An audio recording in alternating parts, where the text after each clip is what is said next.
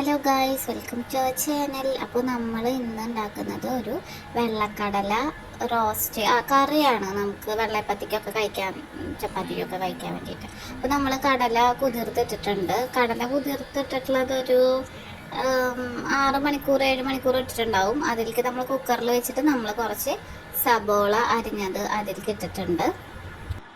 പിന്നെ ഇഞ്ചിയും വെളുത്തുള്ളിയും ചതച്ചതാണ് ഇടുന്നത്. അതിനുശേഷം നമ്മൾ ഒരു പച്ചമുളക് ഇടുന്നുണ്ട്. പിന്നെ അതുപോലെ തന്നെ ആവശ്യത്തിന് ഉപ്പും ചേർക്കുക.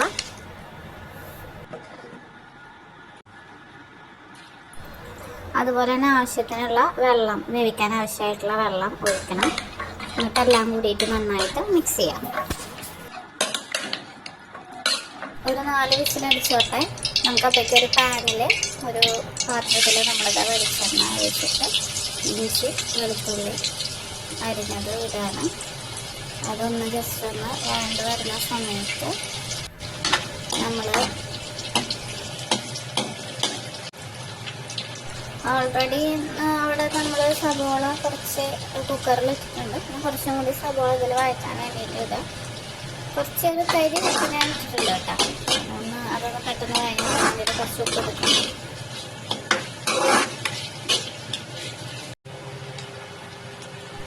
ഇതൊക്കെ ഒന്ന് വഴറ്റി വരുന്ന സമയത്ത് നമ്മൾ ഒരു തക്കാളി, അത്യാവശ്യം പാകമായിട്ടുള്ള ഒരു തക്കാളി ഇട്ടിട്ട് നന്നായിട്ട് ഒന്നുകൂടെ മിക്സ് ചെയ്യാം.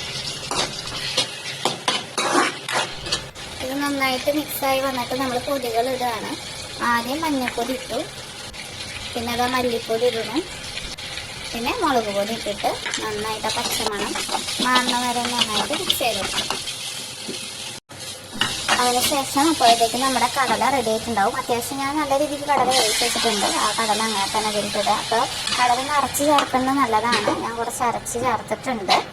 എന്നിട്ട് പിന്നെ നമ്മൾ ചിക്കൻ മസാല ഇടണം, അതുപോലെ തന്നെ ഗരം മസാലയും. ഇത് രണ്ടും ഇടണത് നല്ലതാണ്. ഞാനൊരുവിധം എല്ലാ കറികൾക്കും ഇത് ഇടാറുണ്ട്. അപ്പോൾ ഒരു ടേസ്റ്റ്, ഞാനിപ്പോൾ ലാസ്റ്റ് ഏകദേശം ബാക്കി മസാല കിട്ടുന്നതിന് ശേഷമാണ് ഞാൻ ഇത് ഇടാറ്. പിന്നെ ഒരു തരി കുരുമുളക് പൊടി ഇടുന്നുണ്ട് കേട്ടോ.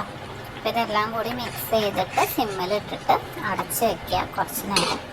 അപ്പോഴേക്കും ഇതൊക്കെ ഒന്ന് കുറുകി വരും. നന്നായി കുറുകി പോവുകയാണെങ്കിൽ ഇത്തിരി വെള്ളം നമുക്ക് ഒഴിച്ച് സെറ്റാക്കാം. അങ്ങനെ നമ്മുടെ അടിപൊളി കടലക്കറി റെഡി ആയിട്ടുണ്ട്.